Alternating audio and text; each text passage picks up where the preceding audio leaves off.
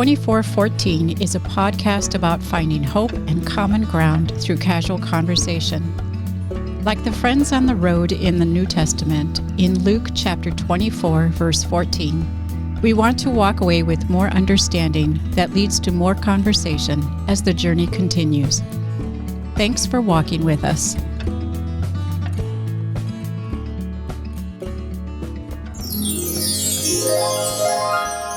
And welcome to another episode of 2414.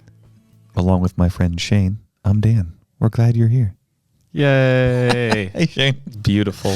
There we are. I was trying to be calming and not cause car accidents as people are driving and you're hitting laser sounds. The cars are me. I don't know. This is great. I'm glad we're here together, Shane. Listeners and viewers alike, I'm glad you found us, whether that was by choice or habit or somebody sent this link to you. Make your own decisions, make your own choices, but I'm glad we're here together. What we're going to do today is share some highs and lows. I've got a quick question of the day.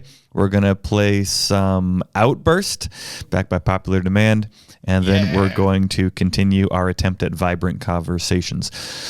So to get us there, Shane, lows and highs, and do you have a go-to dessert if you're out at a restaurant and you're going to splurge and like you're thinking about dessert? What are you hoping they have?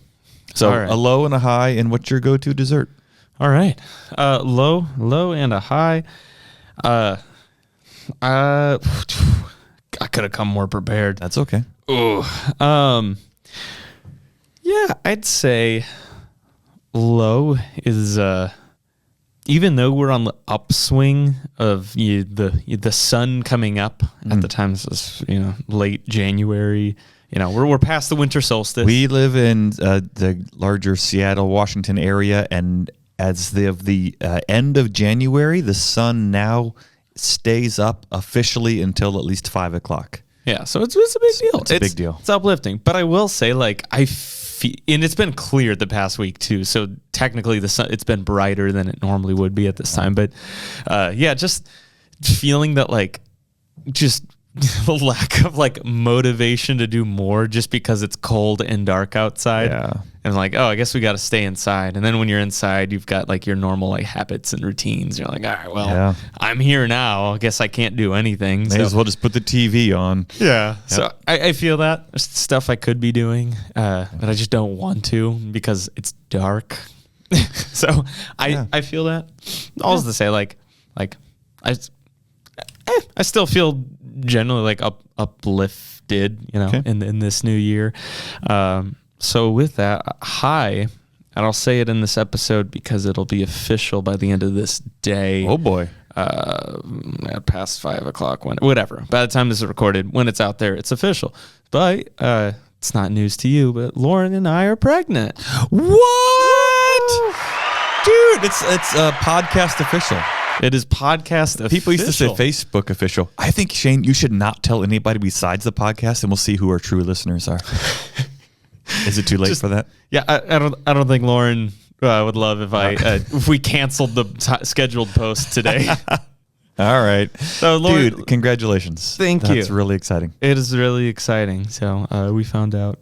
I guess people ask due date and kind of stuff. Is that for later? Or are you sharing that here? Well, I'll say due date is August 6th. So August 6th, of 2025. And we can, if you want to know more, you can ask me in your spare time. But comment below whatever you think the baby should be named. We're gonna have an official open contest. Whichever name gets the most votes, Shane has committed. I'm still pushing for Gertrude. Lauren's not, I don't know. Boy or girl. Yeah, boy or girl. Exactly. We don't know yet. So, so that's exciting. There's a lot to, unpack and digest with that. But so I'm just going to throw that bombshell out there now. Dude, that I didn't expect that. Today's episode. We've talked about that off air, but there it is. There it is. Take that, podcast. We're in the second trimester. So that's awesome. It's kind of that past point now. And how are you doing with morning sickness? Yeah, I'm coping well. Feeling better? Okay. Here and there. So, get some acid reflux and I'm fine. But I'm taking care of Lauren, and we're both healthy and things are good. So Okay, and you're not eating as many raw oysters now, like diet change stuff you got to take into consideration? Correct. Okay. Yes. Yeah, I think we're we're healthy and doing it well so far.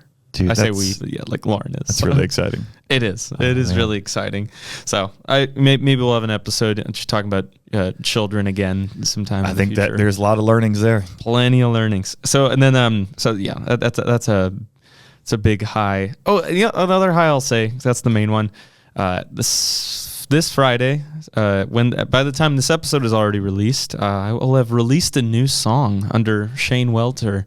Actually, so and where can we find Shane Welter music? You can find Shane Welter on any streaming platform, Spotify, YouTube, iTunes, Apple Music, all that. I'm really excited about that, and yet that feels like such a whatever. You're having a baby, exactly. Like, okay, cool. So I know you worked hard on the song. Whatever. Your wife's gonna have a baby. That's amazing, and that's kind of how I feel too. This song I worked on back in college, and I've just been sitting on it for over close to a decade. So like so I'm just it's putting it out there, and I think it's a bomb. So awesome. Up to listeners if you want to find it. It's called Beach Shore.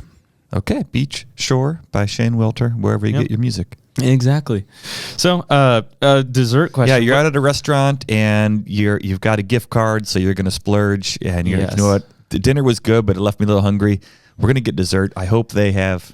If I had my own decision and I'm not peer pressured by anyone else, I would use that whole gift card just on a bigger, better entree. I do not. Who cares about dessert? I do not care. I do not care for dessert. Okay. My goal is to eat to my heart contents before the dessert. Okay. If I have room for dessert, you failed, or they failed. Yeah, they failed. The entree wasn't good enough. I'm a much savory person over sweet person. Okay. Like if I had a choice, like if I had a choice after eating like a good entree, I'd get another small entree like after. You keep saying if I had a choice. Are there situations where you don't have a choice? Does Lauren say, no, Shane, there's times you're getting a little heavy set. We have a child to think about now. Exactly. No, there's times where like with friends and they're like, oh, like what dessert do you want? And like, it's kind of like implied like, hey, we're all getting a dessert or we're splitting a dessert. You can't say another round of sliders at that point. Yeah, exactly. So I'm like, so if I'm peer pressured, I'll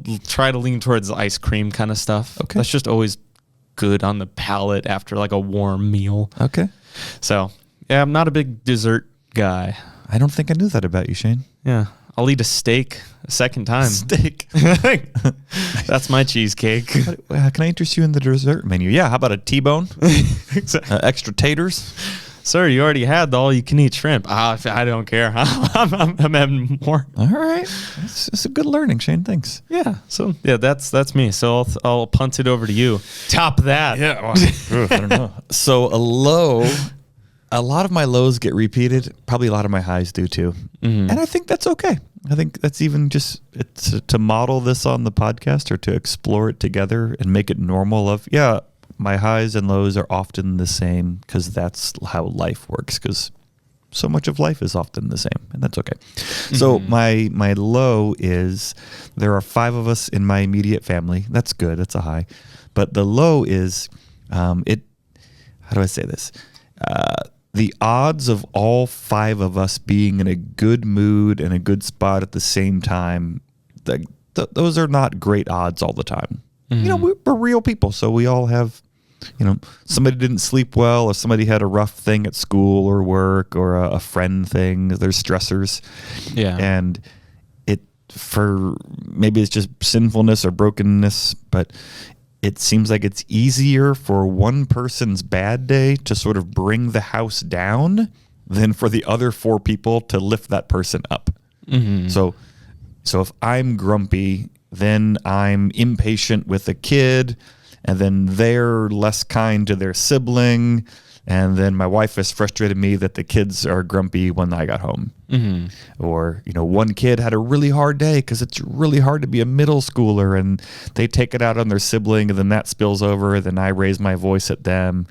So it's hard to be a family.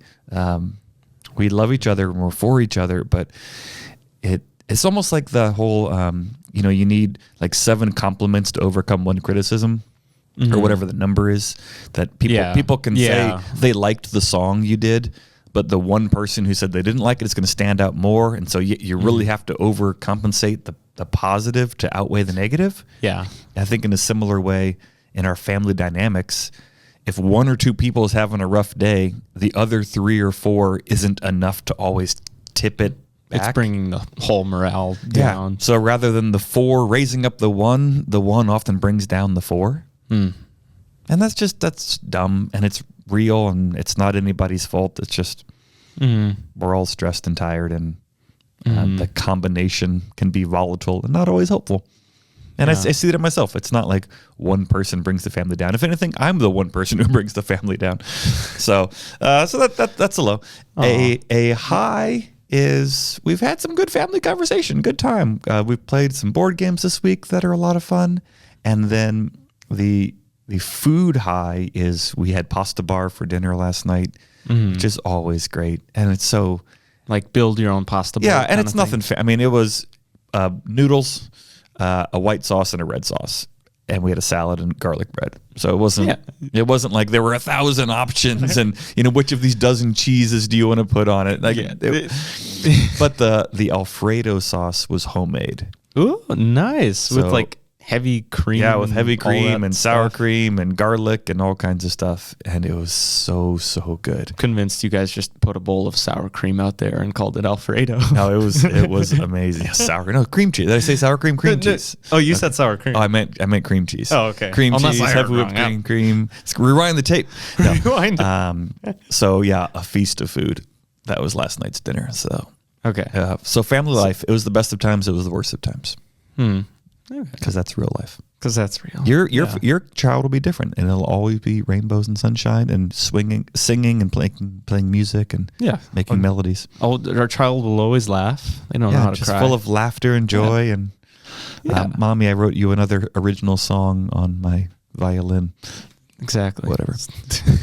All right. If I'm at a restaurant and dessert is a possibility, I'm not often impressed by restaurant ice cream because I feel like I can get it cheaper somewhere else. And I bet if you had them side by side, they would. It's the same thing, or it's less good. So it's not ice cream, even though you love it. I love ice cream, but I don't like getting that at restaurants. So at a restaurant, I will often, if I'm the 3 times a year we get dessert, maybe not even that. I like a good creme brulee.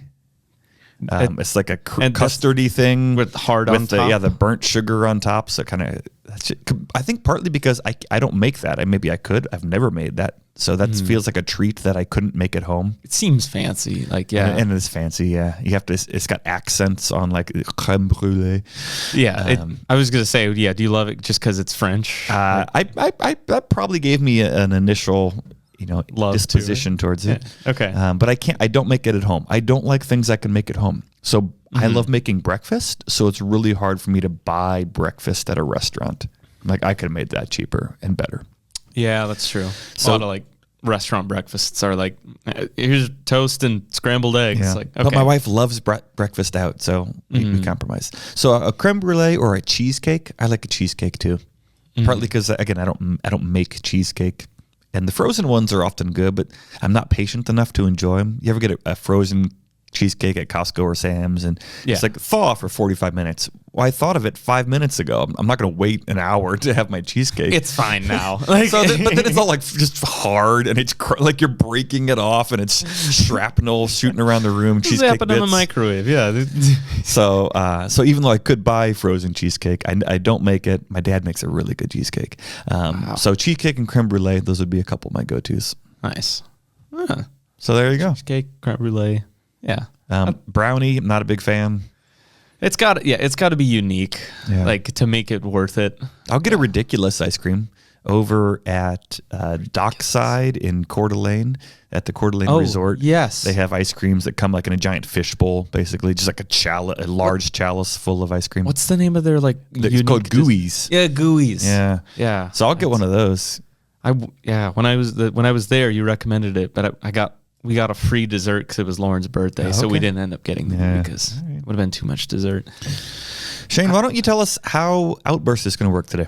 Have you changed the rules? Did you think of new rules for Outburst? It's perfect. Okay. It's perfect as it is. We couldn't do it better if we tried.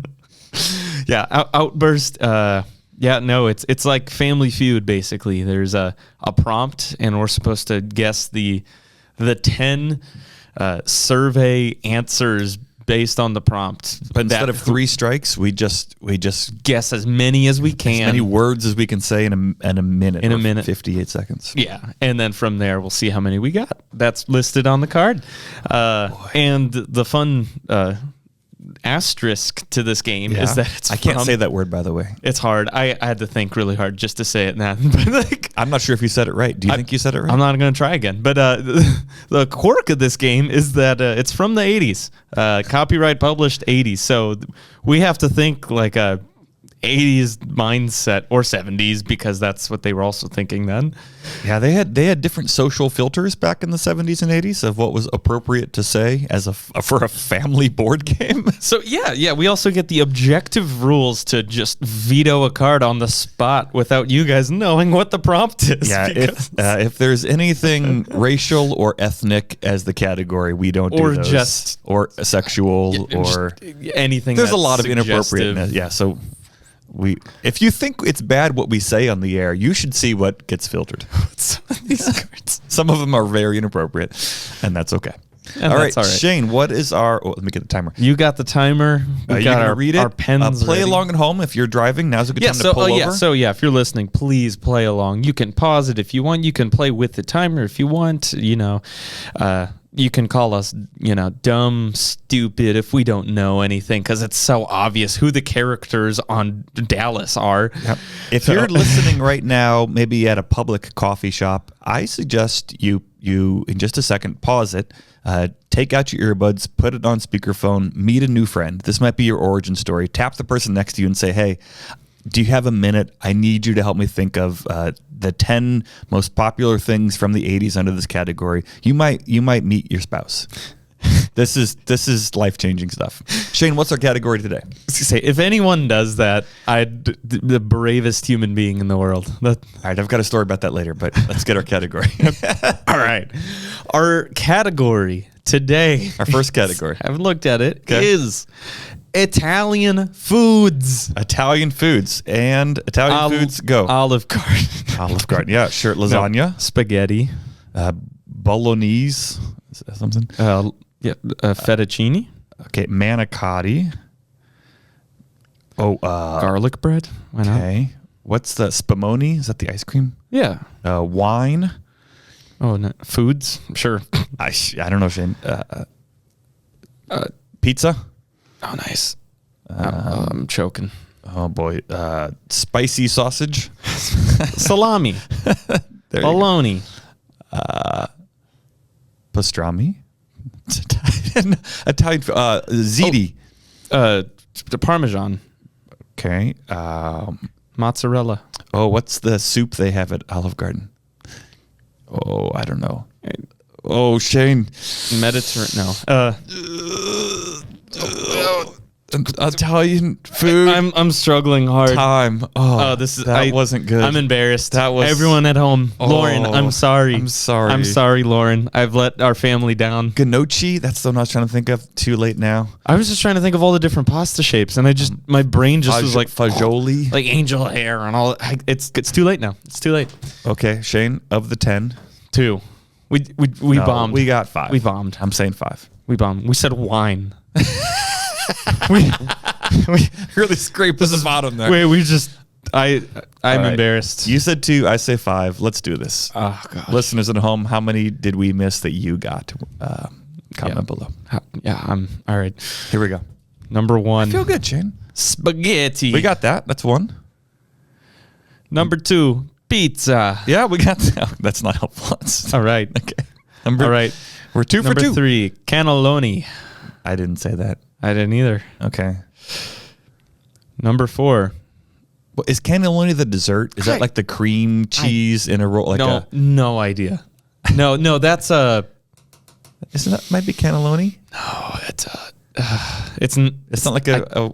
I know what you're cold- talking a about. cold dessert. Yeah, thing? I know what you're talking about. It's That's not not that. What's cannelloni? I'm so. We would have embarrassed, gotten all Shane. these I'm if Lauren so were here. embarrassed. I am too. I'm so sorry, Shameful. everyone. All right, number 4. I'm sorry if I say these wrong. Yep. Antipasto. Okay. No, we didn't get that. Antipasto. I don't know. No. Okay, number 5. Mozzarella. I said that. Okay. Yeah. Okay. 3. That's good. All right, number 6. Calzone. No. We didn't say that reminds me of Parks and Rec. The one of the main characters, he was trying to open a calzone business. No. Oh, yeah, that's Okay. we all know what you're talking about. Move on, Shane. Okay. Move on. 7. Lasagna. We said that this first one. We did. 4. Number 8. Fettuccine. Did you say that? Yep. Okay. That was my That's second one. 5. All right, number 9. Breadsticks.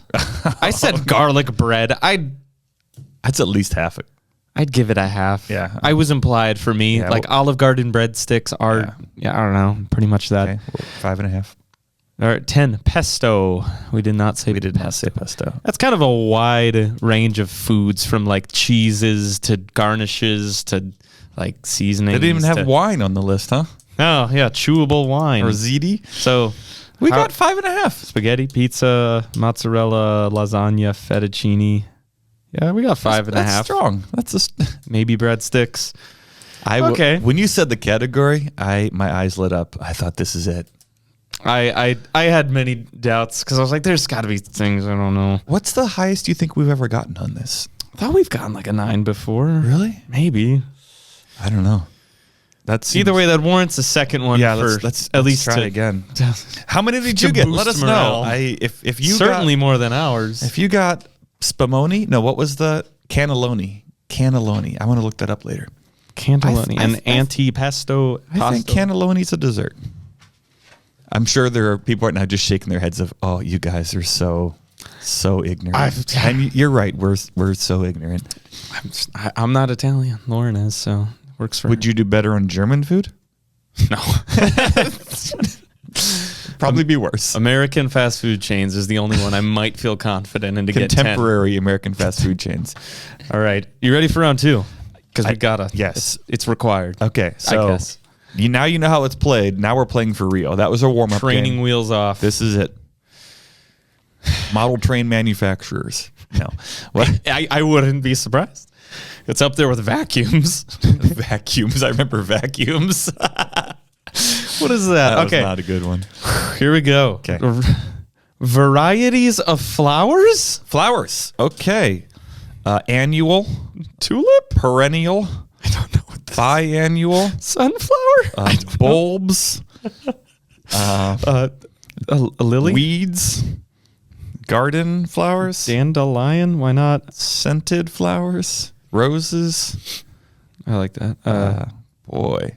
Geraniums.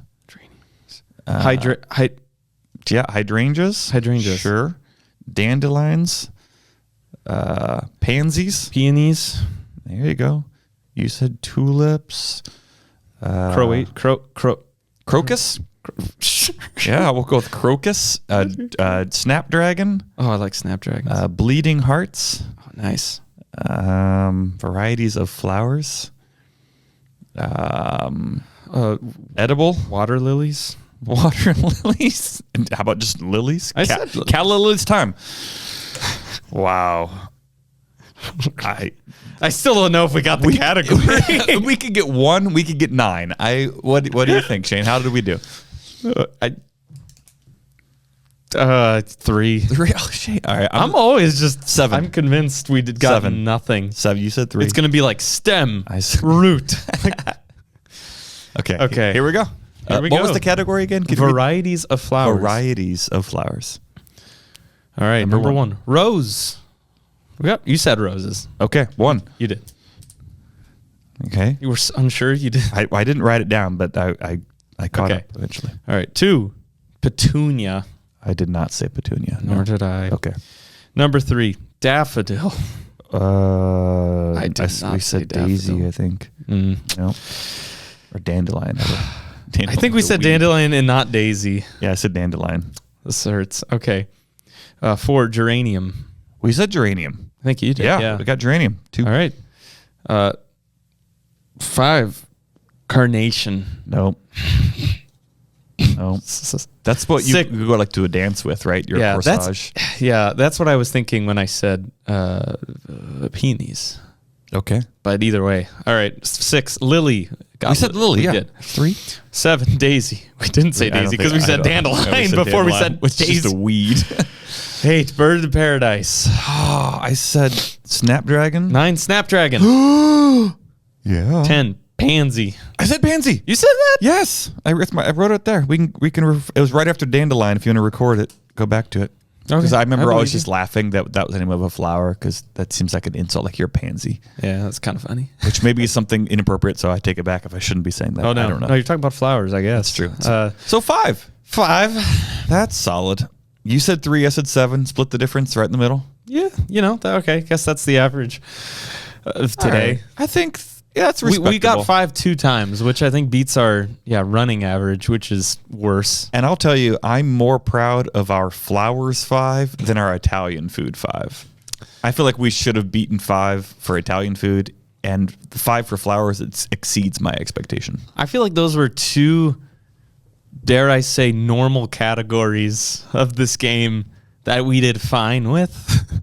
Like, Yeah. we got out of the 10, we got half of them. Yeah. Like, It can't. wasn't like Clint Eastwood Westerns or something. I have a strong inclination that's in here. So, that's Outburst. I think we did all right. That was okay. Yeah, that was all right. Thanks. We could have done better. Yeah. I feel like I don't know if we could have done worse. Since our last episode, Shane, I've thought a lot about the number of moose in the world, Yes. and I've actually talked to other people about it. Oh, good. I just actually at your gig when you and Lauren Shoreland were playing. Yeah. I turned to the people. Maybe it was between songs or between sets. I just turned and I said, "Hey, do you think there's more moose in the world or buildings in New York City?" And they were like, "What?" I was like, which one do you think there's They more said of? what? I don't know you. Who are you? Yeah. Get away. And I was like, "You think there's more moose in the world or buildings in New York City?" And I think the wife said moose and the husband said buildings, and I went, "Huh." And then I just turned back, and they're like, "What? What was that?" Why? So anyway, I've thought a lot about it, and my informal poll, a lot of people are riding the moose train. More than I would have. I thought nobody would think moose, but As they should. it was the right answer. I acknowledge this, but I'm still befuddled by the number of moose in the world. I don't know how you are. This isn't like the dying and breed of polar bears that are I don't know. It's moose. Have you seen more moose or polar bears in the wild? I feel like I have a higher chance of seeing a moose in a wild than a polar bear. Probably so, but you've never seen either one. They're both zoo animals. Except I've seen more polar bears at the zoo than I've seen moose. I've for sure seen more polar bears than moose in my life. That's true. Probably because I feel like there's, I don't know. I feel like there's, I don't know. What I was going to say, maybe moose are more dangerous than polar I've bears. seen more tigers in my life than moose. I guess. It's just this Why weird don't they animal. have, that brings up a bigger question. Why don't they have moose in zoos? I don't know. They're big, scary animals. I mean, but and a polar bear is True. Yeah, we can catch a polar bear. We can't catch a moose. So I think that's what makes them so strange to me is there are certain things you see in the wild, squirrels and cats and dogs and deer, and there's certain things you see at the zoo, lions and tigers and bears, but moose are neither. That's why it's hard for me to wrap my head around how many of them there are. But I just feel like there should be a lot of moose because they're so similar to deer. Yeah. Maybe we're beating this moose All too right, dead. we I don't can know. move on. I've been thinking a lot about moose since the last time we recorded. Beating a dead moose. Beating it with a dead moose. Beating him. I had a college professor who got the idiom wrong. Instead I of thought saying, you were the one who got it wrong. No, it was Dr. Brighton. Oh. Instead of saying beating the dead horse or beating it, but he always say, "Yeah, I feel like we're beating this with a dead horse." And I just picture this Paul Bunyan character swinging a horse to beat something else. It's ridiculous. I've laughed about that for 25 years. That is hilarious. Still funny to me. It might imply the same thing. Maybe not. I don't know. And I'm not even sure at this point if he said it very often or if he just said it once and it tickled me so much it stayed with me for a quarter of a century. Remember that one time he said that one thing on accident? That's hilarious. That is hilarious. That is worth sharing always. All right, Shane, I've got before me our Vibrant Conversation deck.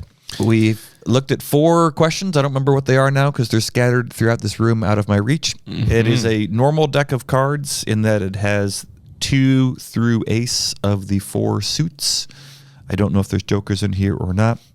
Each of the cards, in addition to being a functional playing card, also has a question or a prompt for conversation. Mm-hmm. And I believe the 4 suits reflect 4 different kinds of questions or categories of life, but I don't have them all in front of me, so I don't actually know what the suits are. Mm-hmm. And we're not, and I'll say too, this is the 3rd episode in the series. Mm-hmm. If you've made it this far and you have no idea what's going on, and we're not sponsored by the Lutheran Hour Ministry, but you too can get your very own Vibrant Conversations deck online, maybe in the description. I don't know. Maybe not. We'll see if the robots decide to add that to the description for us. Well, I had to manually add the that to the AI prompt. Oh, okay. We got to figure a way for them to listen to our conversation and just give us a 5-sentence summary. Can you imagine what the robots would say? I mean, it could, but that, yeah. At this point, Shane, it's more work. No, but before we do Vibrant Conversations, imagine the AI. We just stopped our recording. We upload everything we've just said. It generates the transcript. What would be like the 3-sentence summary of our episode from AI at this point? You broke my brain. I don't think I'm willing to. All right. Dan and Shane don't know a lot about Italian food or flowers, and they have mixed thoughts on dessert. And Lauren's going to have a baby. Dan's family seems really grumpy and unhappy a lot of the time. Dan and Shane share life events, playing iconic games such as Outburst. All right, it's good enough. I'm not sold. All right, but the main point of this game at halfway point is the game episode, whatever. But it's Vibrant Conversations deck. So let's just jump right into it, out of the frying pan into the lukewarm fire. Cool. And the goal is just having a conversation, and we'll see where it goes. Yeah. Question number 1. This is the 7 of clubs. I don't think we've had a club yet. I don't remember. We have not had a club, as I can see on the wall. All right. The 7 of clubs. Okay. All right. We'll see. Brainstorm 5 random acts of kindness you could do for others outside your home. Go. Yeah. Should we flip the timer here for a second? Outburst. Outburst. 5. So brainstorm 5 random acts of kindness you could do for others outside your home. So if we wanted collaboratively, or we each have just 5. If we were going to love our neighbor well, love well, that's something we value here around St. Luke's. Love well, specifically beyond your immediate family or household. What could we do? And to me, random acts of kindness implies something small. And not like a long-term commitment. That's what it just seems like, hey, can you just go do the thing? It's not, I'm going to build a well. Random acts of kindness. Or like, I'm going to build your fence. That feels like bigger than a random act of kindness. Mm-hmm. So maybe we'll go back and forth, whether we get 5 or not. Let's just brainstorm. We don't have to stop at 5. Yeah. I would say a random act of kindness is to reach out to like an elderly person. Maybe that's going to visit somebody at a care facility, or we have a neighbor who lives just a few doors down, a widow, and my wife and kids just went and visited her with her a couple weeks ago. Did you say elderly or like an old person? Okay. A senior citizen? I wanted to make sure what you said. An elderly woman? Specifically. Yeah. But there's a widow who lives a couple doors down, and Charlotte and the kids just texted her and said, hey, could we go to lunch? And they went to Dairy Queen, and they had an ice cream and a lunch, and they just visited. Oh.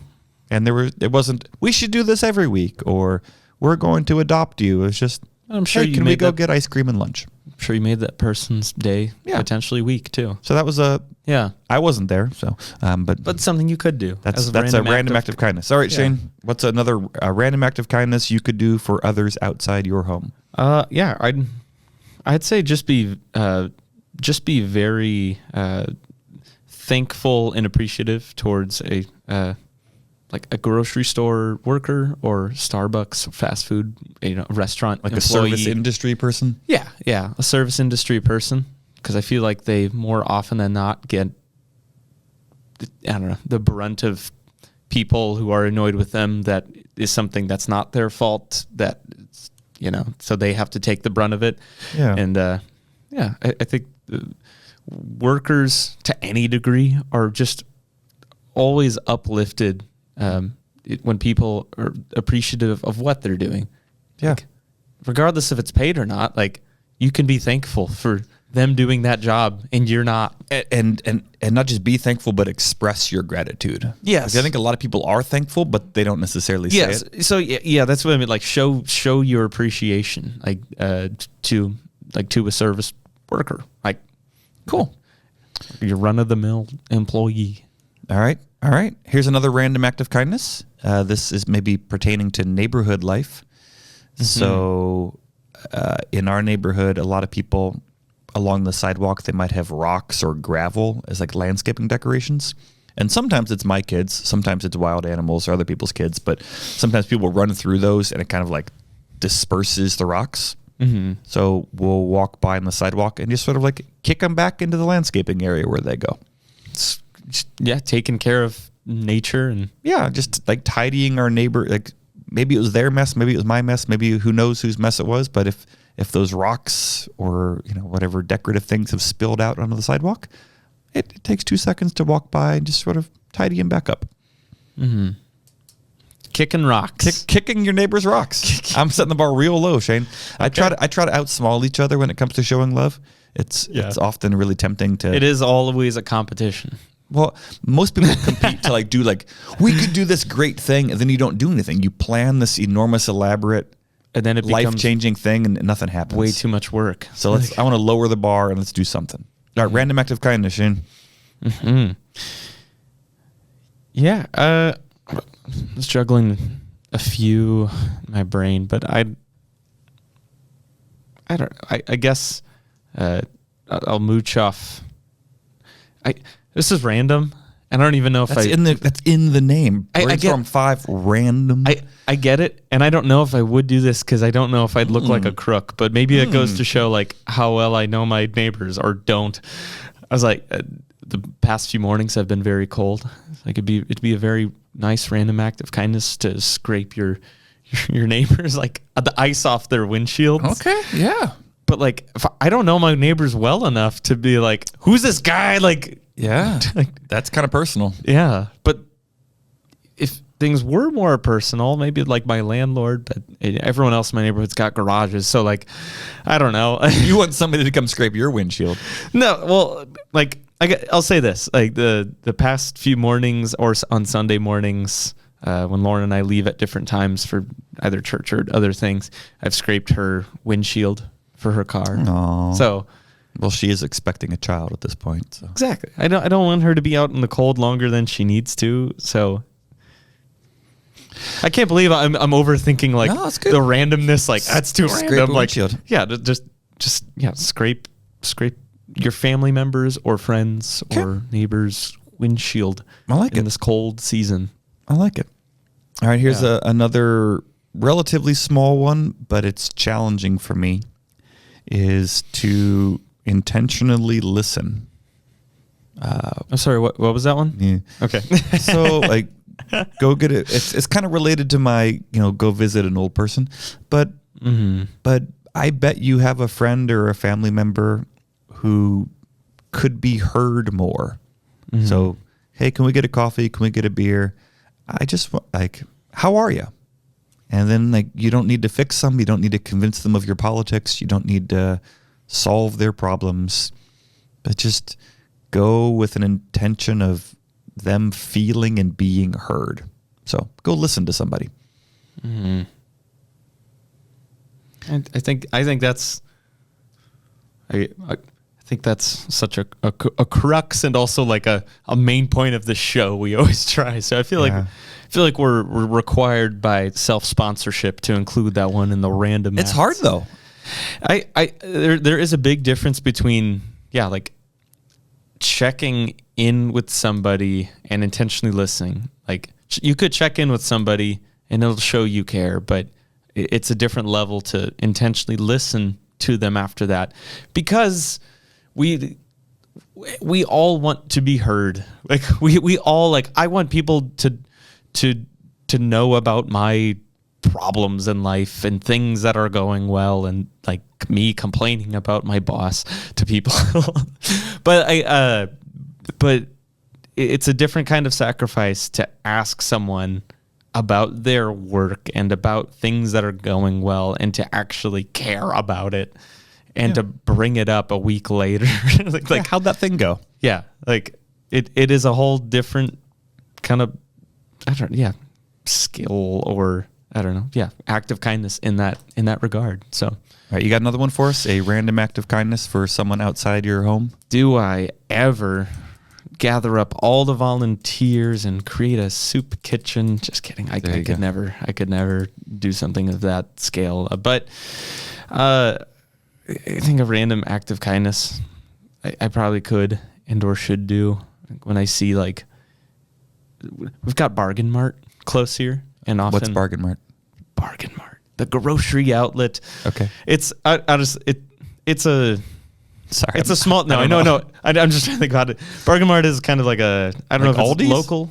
Yeah, it's similar to Aldi's. It's kind of a smaller grocery store, Okay. But it's might be a little more like local or convenient, like distance wise. Okay. So like Laura and I do most of our grocery shopping at Fred Meyer, but we'll go to Bargain Mart for like, we need like a cheese or we need an onion. Like, we could go there.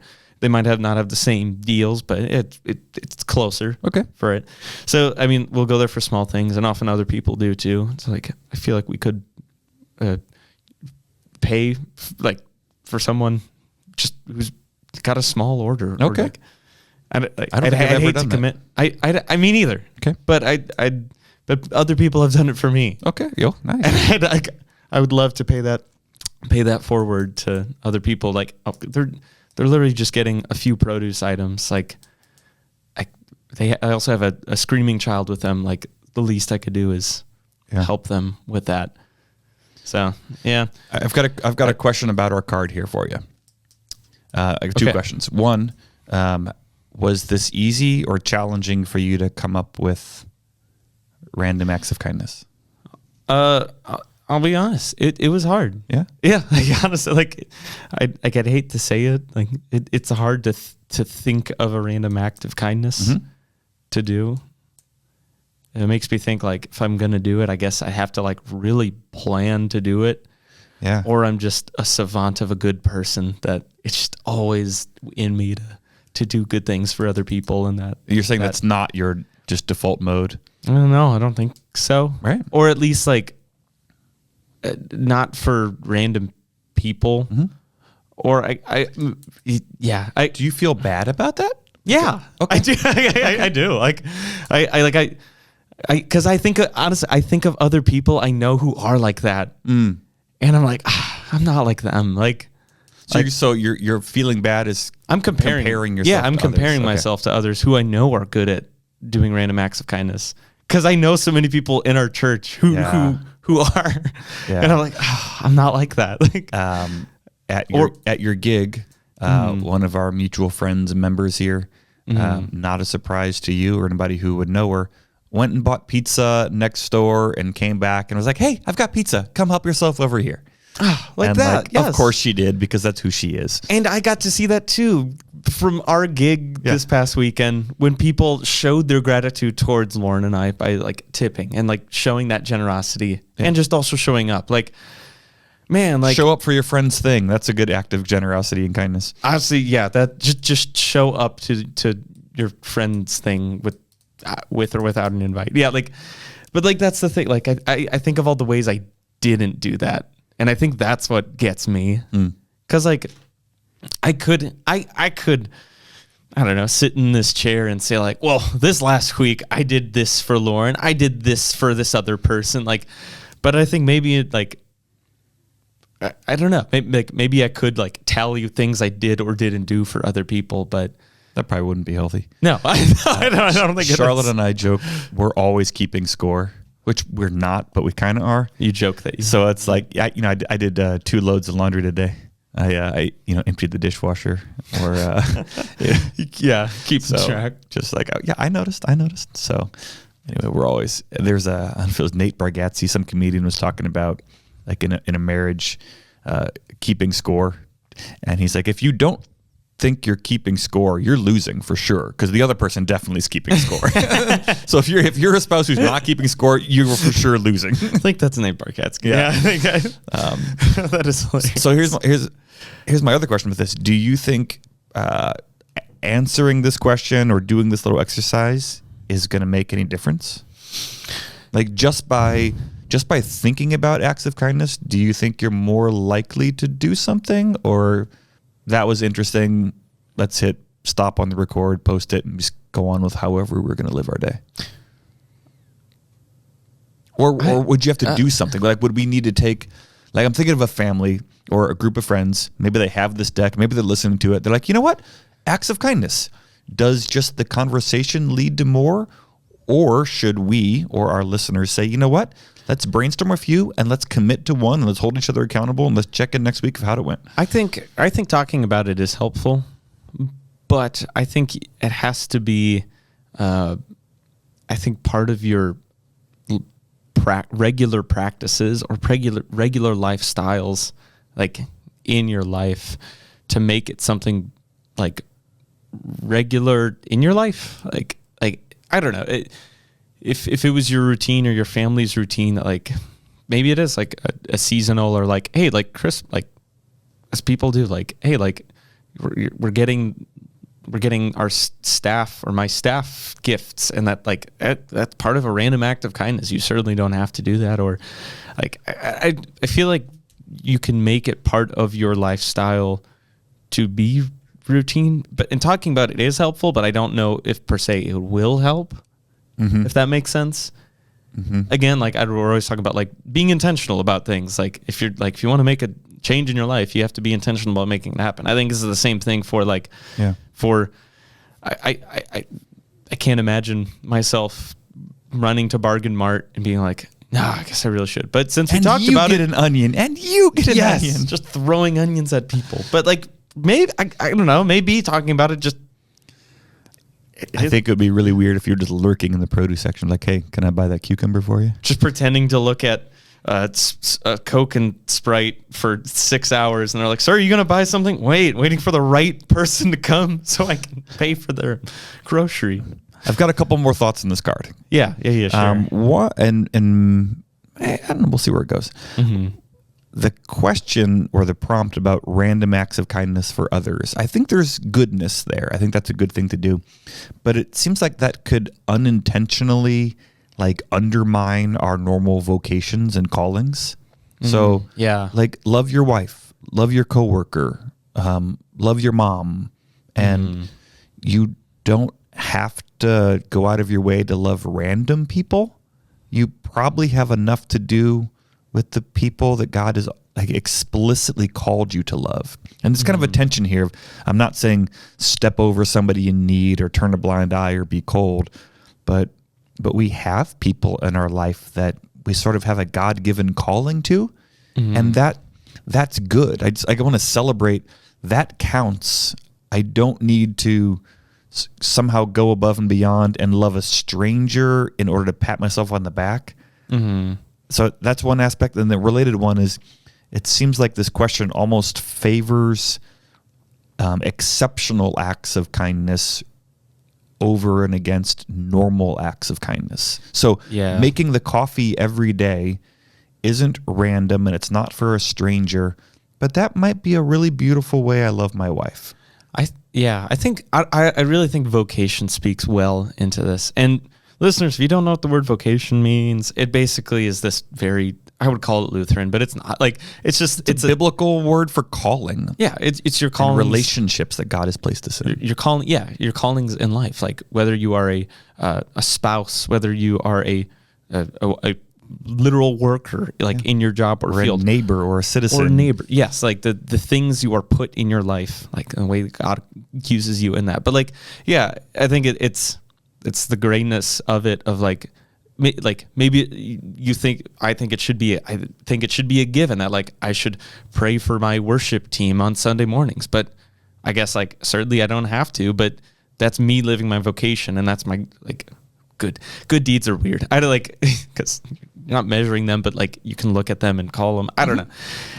It's abstract, but so loving your neighbor it doesn't exclude anyone. Everyone is our neighbor, but we also have primary callings. Yeah, and there are people in your life that you regularly run into, or maybe not. Yeah. So I just want to kind of acknowledge that the idea of random acts of kindness for strangers is a good thing, but normal acts of kindness and love for people you have a relationship with is really good too. And maybe even matters more. Just if you can't love the people closest to you well, then to love a stranger can really quickly become this like showing off or posturing. I would love to bring someone on and just to be able to like that I know does so many like random acts of kindness, like, and just to learn more about their like mentality, their heart, like in that. I wonder if they would even see it as random acts of kindness. Are they trying to do that, or would they even recognize like, well, that's just what I do? Like, it's so hard. It makes me feel weird, like trying to digest it, and it just makes me think like, oh, how it failed. But it also makes like sheds light on like, no, what are the things I'm doing already? That's that I don't know. I feel like it also should be like stated too, just because it's just good to know like God doesn't need our good deeds. Yeah, exactly. But our neighbors do. Yeah. But what are these good deeds? And that's what. And like, who is my neighbor? And who is my neighbor? So like, so yeah, that's slowly unraveled into so much. It's like that Hermione's handbag from Harry Potter. Like awesome. This card, it was just like this tiny little purse, and then you reach your hand into it, and it's just this. Oh man, it just keeps going forever. Quick aside, I forget. Are you a big Harry Potter fan? I'm a neutral. Like okay, I enjoy watching the movies. I've only read. My middle son is a total fanatic, and I saw online today that there's a show coming this spring to the Moore Theater up in Seattle, Potted Potter. It's like a 2-man 70-minute show. They do all the books. Like it's like this 2-man. Oh, and they like reenact the whole. Yeah, they do the whole 7-book series of Harry Potter in 70 minutes. That sounds really fun. So that sounds also hilarious. It's like I would love that. It's like the week before Holy Week this April. If you need that little. So anyway, I was thinking about tickets. I was like, I don't know. We'll see. Yeah, but we'll see. Neat little theater up in Tacoma. That does. Or Seattle, I mean. Okay. Did we win? I think we did it. We won. Brainstorm 5 random acts of kindness you could do for others outside your home. I think we brainstormed 5. We thought about less random acts of kindness. And besides people outside our home, there are other people in our home, in our job place, in our spheres of influence and relationship that we can love them too. Mm-hmm. I like it. I think we sufficiently gave this card its attention. Yeah. Now be gone. Okay. That's it. That's it. No more acts of kindness. All right. I think that feels good for today, Shane. You want to do one more? You're looking like at this deck of cards. I feel like we could squeeze in one more. Okay. Let's do it. One card just doesn't. 3 of hearts. Okay. What's your guess? What's the guess? It just says Jesus with a question mark? It does. It actually, that is the last word, Jesus question mark. So, wow. Where's the applause button when you need it? There it is, ladies and gentlemen. No. Oh, wait. Oh, gosh. Now it's actually coming to play. Shane is putting his fingers to his head like he has some sort of telepathy or, I don't know. Is it the 3 of hearts? There you go. All right, here we go. Okay. This is like a hard turn from your sound. I'm sorry. Is there someone in your life you are struggling with? Oh, wow. Okay. Yeah, this is a turn. How can you show them the love of Jesus? All right. I will say for privacy's sake, I think it'd be good to not say specific names. Right. We honor that. Is there someone in your life you are struggling with? What does that mean to you when you hear that? Like relationship friction? Is there someone in your life you are struggling with? I would say relationship, to me, I hear relationship friction or someone I have unsettled conflict with, unbeknownst to them, whether it's unbeknownst to them or not. Okay. So yeah, unresolved conflict, unsettled conflict. There's something between you, maybe a distance or a actual point of tension. Yeah. So maybe just yes or no, Shane. Can you think of someone in your life you are struggling with? Yes. Yeah. I'm not putting you spot. I imagine some people are like, I'm good. Everybody's good.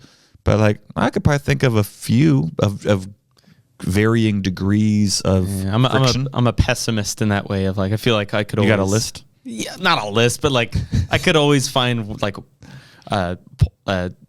relationships that could always use polishing, but some deeper than others. Is that the list of names hanging on your door in the office? Is that who the people you are right now having frustrations with? Yeah, with X's next to them. Okay. Sad faces.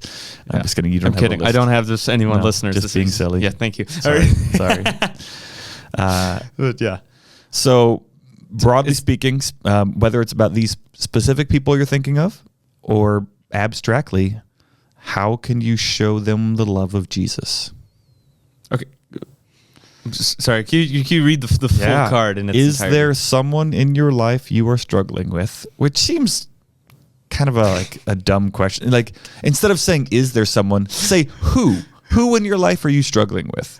Assume yes. Yes. Could you read the card in its whole entirety? thing? Yes. you got like a few words in. I interrupt myself. Okay. 3 of Hearts. Is there someone in your life you are struggling with? This isn't funny. Is there someone in your life you are struggling with? How can you show them the love of Jesus? All right. I'm going to rephrase it to, if we were off air or wanted you to reflect, who in your life are you struggling with? How can you show them the love of Jesus? So speaking just maybe generically, what does it look like to show the love of Jesus to someone who, there's a gap between you and them relationally? Mm-hmm. I've got anything you can share here that would be helpful and appropriate or not? Yeah, I would love to. I don't want to make this sound like 2 cents of like, do this and your relationships will be great. But we kind of talk about it a fair amount within this podcast. But I love kind of what we talked about earlier. What was it for? Yeah. We talked about it in the last card, but like to intentionally listen. I believe Jesus did a lot of teaching and preaching in his earthly ministries, but there were times in his in his ministries he intentionally listened to people. Mm-hmm.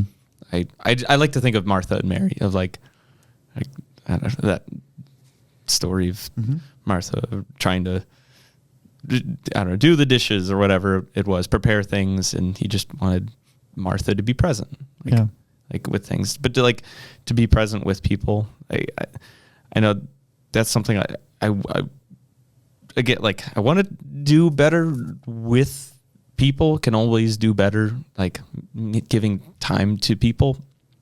But I don't know, just to be able to like intentionally listen to people without me trying to have to like, all right, what's the lesson here? And like, how can we learn from this like together? But like not expect anything in return from that. Like I'd like to just check in with someone and to intentionally listen and not do more with that. I'm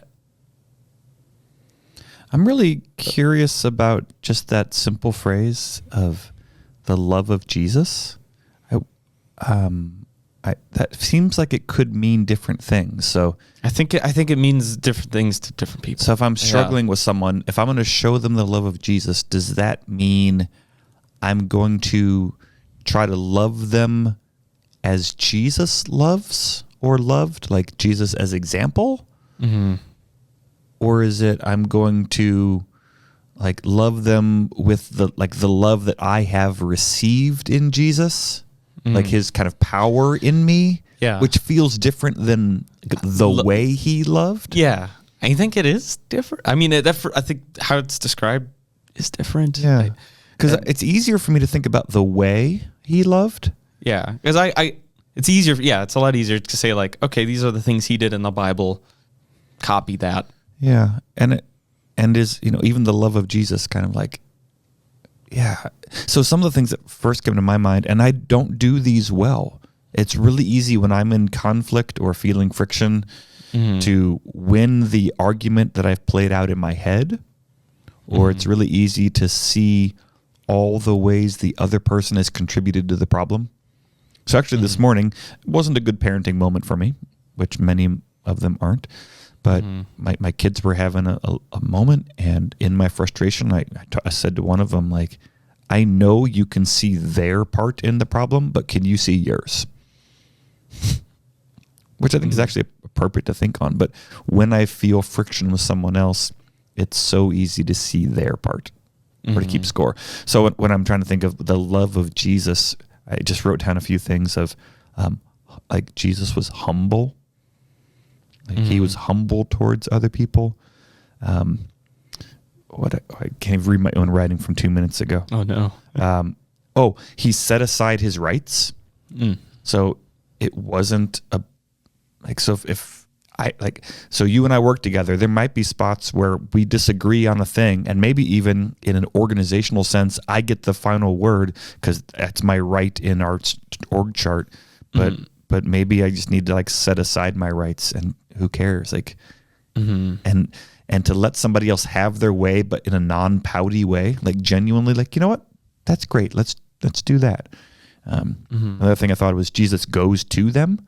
So Jesus left his throne in heaven and it came to earth to bear our burden. So if I'm feeling far from someone, it's really, really easy to say, well, I'm here if they want to come apologize. Yeah. And if both people have that posture, the gap will never close. Yeah. Like somebody's got to be the one who goes to them, but not as aggressor. Hey, I want to talk to you about what you did to me. Nope. Like, hey, I don't like the space between us, and I'm sorry for my part in it. Now, Jesus doesn't go and apologize because he didn't need to apologize. So that's an un-Jesus way to love. But he did seek people out. Yeah, he sought people out and he set aside his rights. I wrote down the word compassionate. I'm not compassionate in conflict, but Jesus was like, he genuinely loved the people who hurt him and who were far from him, and was patient towards them. And I think there's a lot of learning, like, there's so much learnings in the way of Jesus's love. Yeah, and in our world right now, if somebody especially who doesn't actually read the New Testament, they can often use like love like Jesus equals accepting everything about a person. Which is not biblical, frankly, but I do. So when I hear like, oh, just love like Jesus, I'm like, that doesn't mean what you think it means. Yeah, but it's probably actually a whole lot harder than to love like Jesus is to set aside your rights and be humble and patient and compassionate and to go to them and to let them walk over you because in humility consider others more significant than yourselves.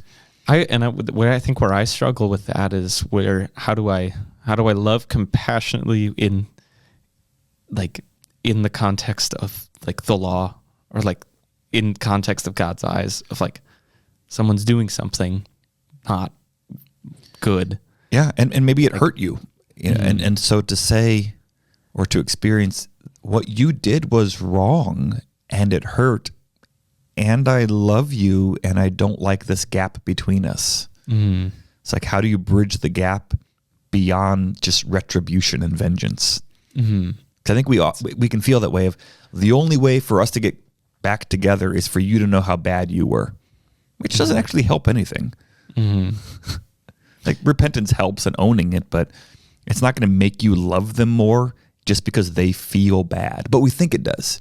So if you wronged me, I want you to feel really bad about it. But that's not actually going to make us good again. Yeah. And I feel like I've seen it. I feel it like in my own home where like, I don't want to say like, I forgive you for this thing that Lauren didn't know that she did that upset me. But then it causes a problem because like, well, now it did upset you. Like it did upset, like, but now like, I think what like Lauren would be take back like, oh, I'm sorry. I didn't even know I did this. But now like there's new emotions in the equation. Like would have been proper for me to forgive like self internally, or like, well, when's that helpful? I don't know. Maybe that's just a random tangent thought, but like of it. But yeah, I always feel like the ambiguity of trying to love the way of Jesus. Yeah, it's hard. What does that look like? I think for me, a big factor is to slow down. Yes. If I'm upset and heart's racing, like helpful words are not going to come out, helpful thought. And even just this moment of writing down, like brainstorm, how does Jesus love, or what is the love of Jesus? Well, it's undeserved. It's merciful. It's kind and patient. Okay, this person is frustrating me, or they're frustrated with me, or there's something between us. What does it look like to be compassionate and merciful and gracious and loving and patient and slow to speak rather than just right? Like that's such a default mode for me. Like, I'm going to be right. I'm going to show you how you're wrong. And once you see how right I am and how wrong you are, we'll be better. that doesn't work. But in my head, that's my mode. Like, I'm right, you're wrong. If we can all agree on that, we'll be fine.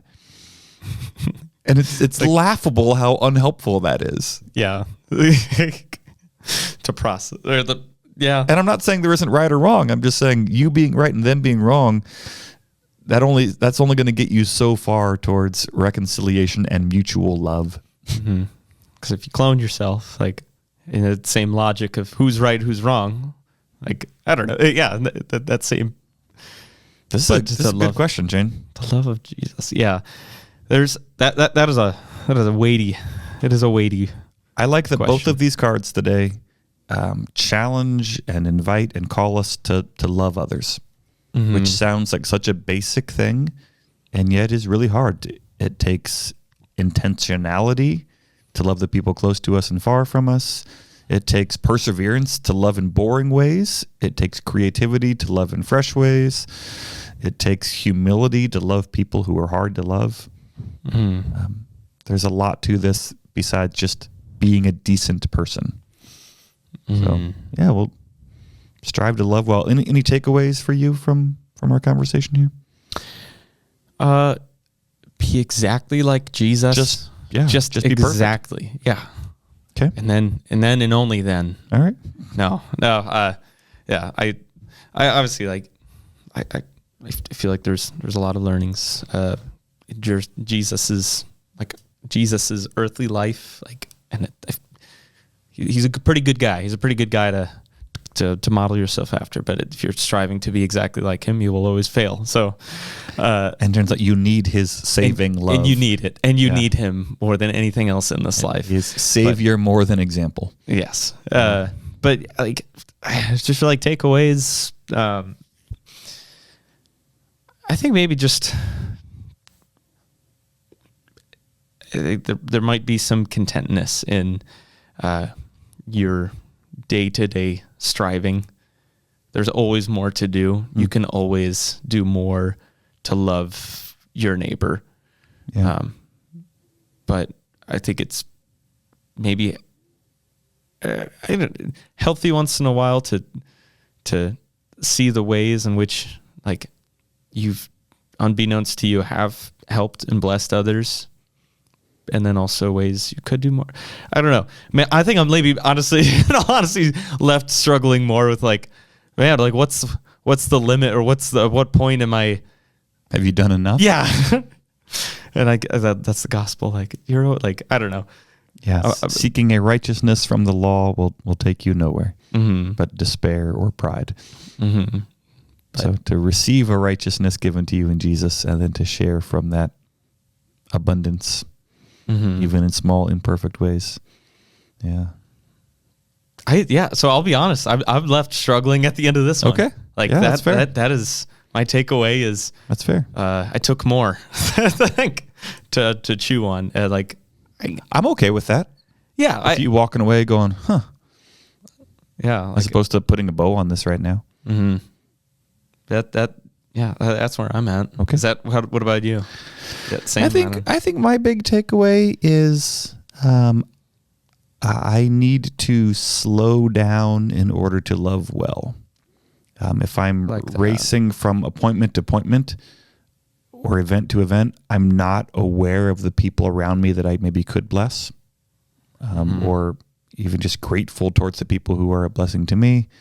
And in conflict, speed and urgency is not often going to be helpful. In fact, most things would probably be diffused if both parties just took a breath before they sent that email or sent that text, and to slow down and even just, all right, what is the love of God, and what might the love of God have to say about this situation? And I can't do that if I'm worked up or in a hurry. Mm-hmm. So to slow down can, and both of us, we brainstormed ways to love. It wasn't hard. We came up with good ways to love others. And if we put more time into it, we probably could have come up with many more ways. But it took space to think about that. I think you talking kind of helped me process something too. Like in light of slowing down. Mm-hmm. I think the song "So Will I" 10,000 times, whatever. Mm-hmm. One of the parts of that song. So these cards are very love oriented. Mm-hmm. Like, love your neighbor, care for your neighbor, like someone you have conflict with. How are you gonna love them? And we have Jesus and everything.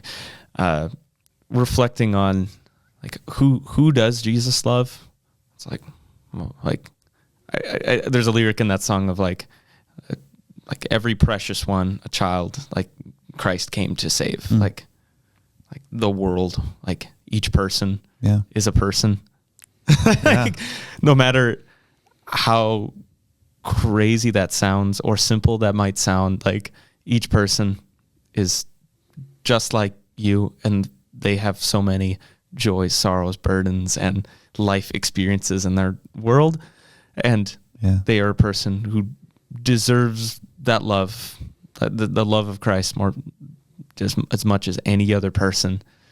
And just, I think, reflecting on that, it's not answering per se, but because like doing random acts of kindness and like people who I find struggle with, like I feel like there's an infinite number of people in my bubble, like that I could always love more, but or that might get on my nerves, but just I don't know, seeing them in the lens of Jesus, like, or trying to, I think is in light of slowing down, just to see like this is a person that Jesus was worth dying for. I like it. Created in God's image, someone for whom Christ died. And it's hard to see that when you're angry. When your emotions are flared. So, dude, this is good, Shane. Thanks for the conversation. We'll go have some Italian food. And plant some flowers. Some pansies. Plant your pansies, eat your creme brulee, and finish it off with a T-bone steak. Amen. All right. Take care, Shane. Thanks for listening, friends. We'll catch you next time. That's the end of the episode, but we want to continue the conversation. Continue the conversation by sharing this episode, subscribing, or leaving a review. Connect with us on Instagram at 2414 podcast. Connect with us through email at 2414@stlukes-church.com. Or best of all, keep the conversation going by inviting someone to process with you so that you can each walk away with more understanding that leads to more conversation as the journey continues. If you happen to be in the Seattle-Tacoma area of Washington, stop by on a Sunday morning and say hi. 2414 is a podcast produced by St. Luke's Lutheran Church in Federal Way, Washington. To find more content, discover upcoming opportunities to connect in person, or to support the show, head on over to stlukes-church.com. Thanks for walking with us.